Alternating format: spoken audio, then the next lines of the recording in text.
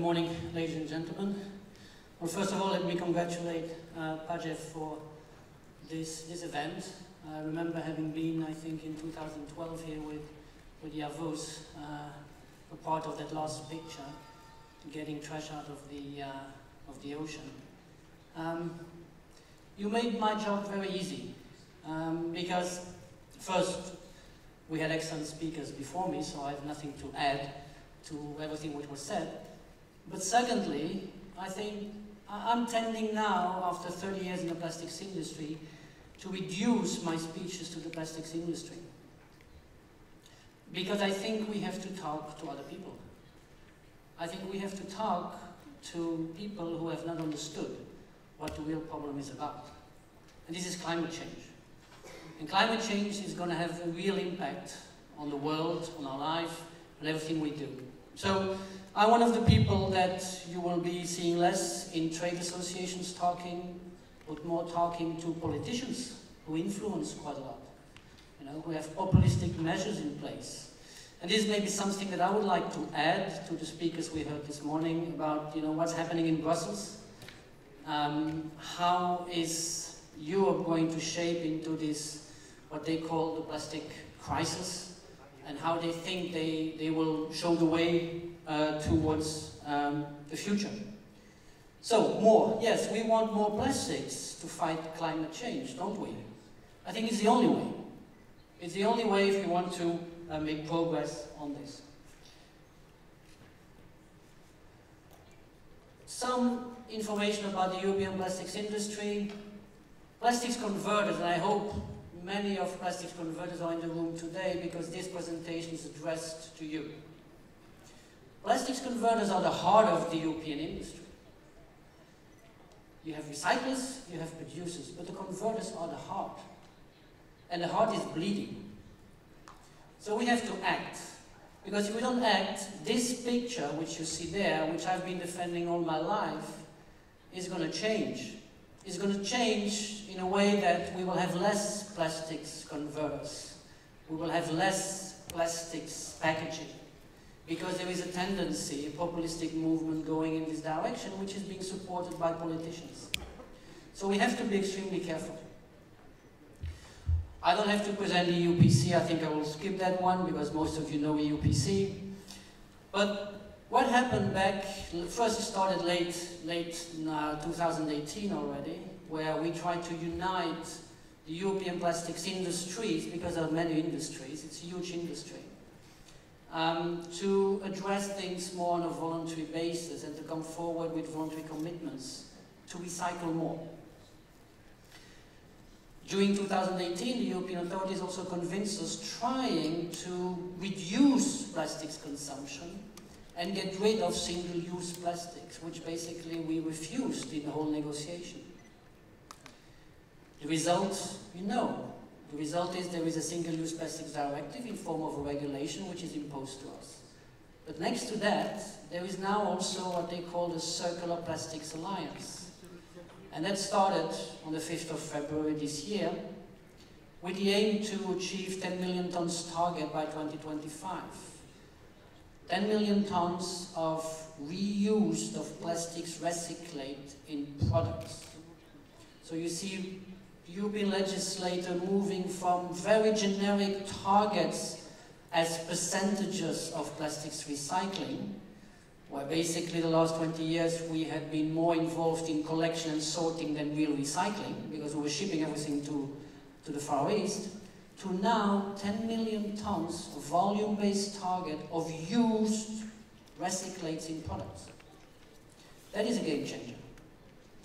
And for that, you need to set up a reliable monitoring system. And this is the tool that I would like to present to you. During this exercise in 2019, lots of pledges were made by brands. I think brands are marketing companies, so they need to give a clear message to the consumer that they are willing to incorporate more recycled material. Nevertheless, there is a discrepancy between the demand side and the supply side after the exercise of this pledging campaign. And the European Commission now wants to be the matchmaker. Now, I told them I don't see how they will do that, being the matchmaker between demand and offer. Basically, it depends on the market, and it depends on the quality, the availability, the reliability, many other aspects, which I think they should not regulate. But nevertheless, on September 20th, we agreed again to continue to work on about 5 points. The first one is recycled content in products. The second one is design for recycling, collection and sorting, research and innovation, and specific focus on chemical recycling. And the last one is monitoring. And it's in that monitoring that as EuPC we developed a monitoring tool basically to register, because everything starts with registration, the volumes of the recycled materials that are being used by converters. And if you ask converters, do you know how much recycled material that you are using? Of course, it depends which kind of company, but many companies don't even know, because they're so big, they have so many facilities, they don't know. In-house recycling, post-consumer recycling. So they need to set up an accounting system, so they need to work on this.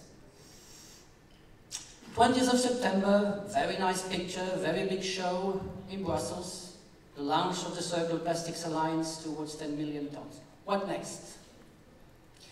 I made this chart here because I think it's important when you see the plastic circular economy and all the points that we have to work on, basically through regulation, because you will need to regulate quite some parts of this. You also see in the yellow plastics recycling and product manufacturing, which I see the responsibility of the industry. Because driving quality of recycling, innovating in chemical recycling is the responsibility of the industry. Product manufacturing through converters to brands is the responsibility of the industry. So those yellow parts, I think, and I'm positive, we have under control. The use phase and the collection and sorting, we don't have under control. If a consumer throwing something in the street, why is he doing that? We don't have the consumer under control. The brands don't have them under control. You see lots of efforts of brands trying to bring the message over. Recycle me. Don't throw me in nature. This is only starting since a couple of months. We should have been doing this for the last 20 years, but we didn't. It's never too late. Let us try with the brands to see if we can influence the consumer. Also to more education about the circular economy. Collection and sorting, the plastics industry does not have under control. In almost all countries in Europe, plastics industry do not have influence in the extended producer responsibility schemes. Which means that it's extremely difficult to get an insight about volumes per polymer, recycling per polymer, all these kinds of actions. We are starting to work on that, and hopefully we'll get a little bit more involved. The circle, I always say to the people I speak about circular economy, the best circular economy is the smallest circle. The smallest circle in your house to reuse, to recycle, things that some people have been used to do for ages. The circular economy is against globalization. I hope the brands have understood this. Because if we continue to ship all around the world with sea containers waste, to have it somewhere dumped or treated, this is not in favor of circular economy. Impacts on recycling quality. We need to work towards these 10 million tons of used in recycled material in products. But you see here the concerns we have. This is going through a yearly survey we are doing with all the plastics converters to analyze really what are the main reasons preventing you as a converter from using more recycled material. Well, we don't have a stable supply, we don't have enough quality or performance for the products that we produce. So we have to work on that, and I agree with Manfred when he says we have all to work together on this. It's extremely important if we want to make sure that the limits that we know today on the uptakes of recyclates are going to reduce, because this is the task that we have. We have to make circular polymers. This is the key word. Circular polymers is a positive word. people are not thinking that recyclate is a circular polymer. So recyclate is a downgraded material. It is not. Let us change vocabulary. Let us talk about circularity. I think these are the key points that we need to work on. So how to improve this quality? Well, basically, these are the three answers that you get. And the collection and sorting of plastics waste, again, when I said at the beginning, the area where the plastics industry doesn't have the influence it would like to have. And this is where things have to change. You can't imagine, I read in the news that in France, for example, where there is the circular economy at stake, we introduced an amendment in the whole circular economy debate trying to make it mandatory no longer to put a PVC window in a landfill. It was rejected by the Senate. So politicians talk about circularity, but don't vote for it. This is also reality.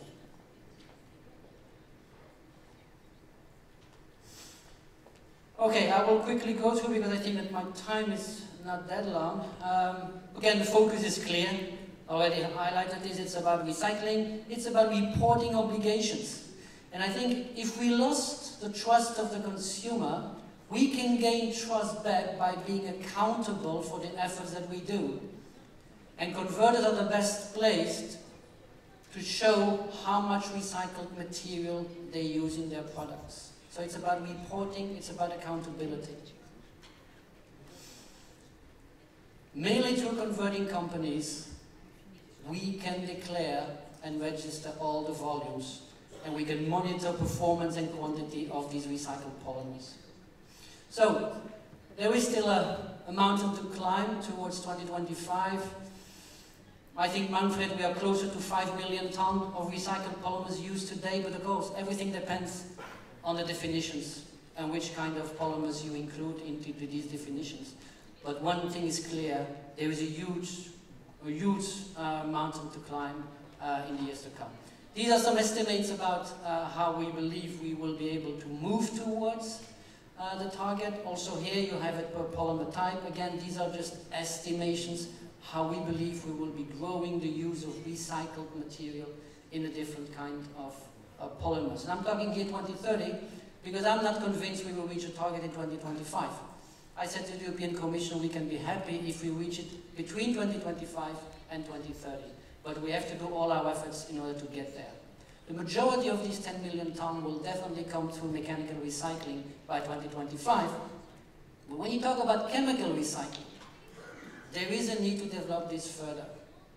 Plastics to plastics, plastics to chemicals, even plastics to fuel is a way forward in order to avoid plastics going to landfill and plastics being incinerated.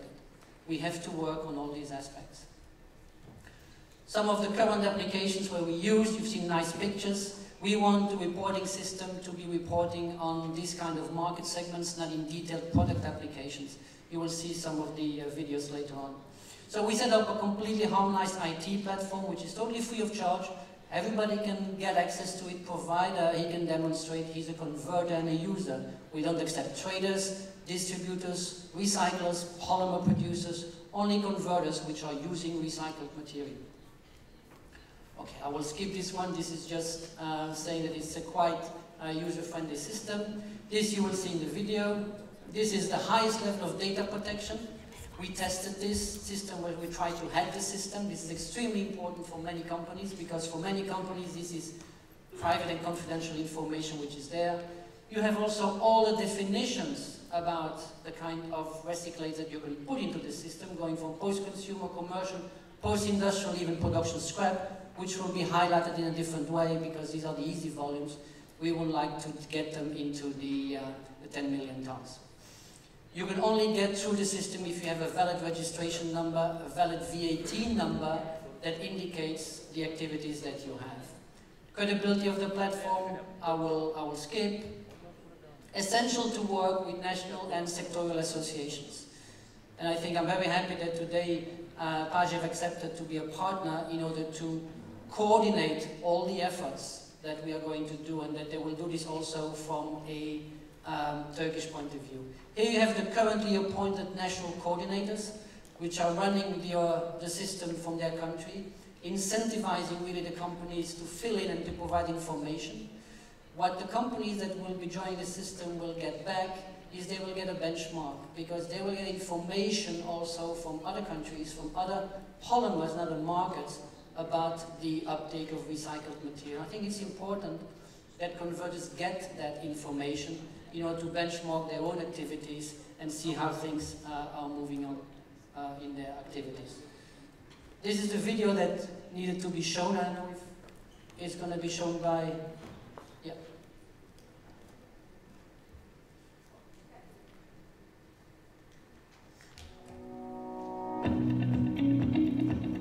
Monitoring recyclates for Europe. Help us to reach 10 million tonnes of recycled polymers registered through MORE.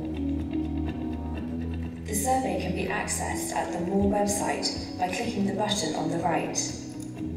Then, select your country. Additional information on MORE, the reasons for its development, and political background can be found on this page. When you visit MORE for the first time, you will need to register your account. Registration is simple. Please fill in all the necessary information, including your company's VAT number. After registration, you will receive a confirmation email. Please note, it may take up to 24 hours for your account to be approved.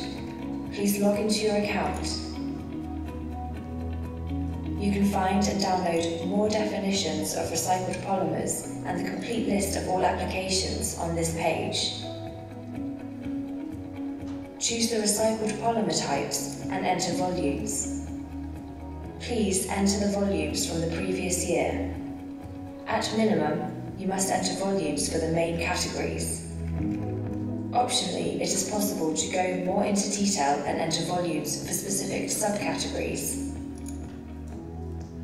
You can upload a picture of your company's products that include at least 50% recycled content for the European catalogue of products containing recycled polymers. After answering the questions, please review your answers and submit your survey. Thank you for your support. Together, we will achieve more.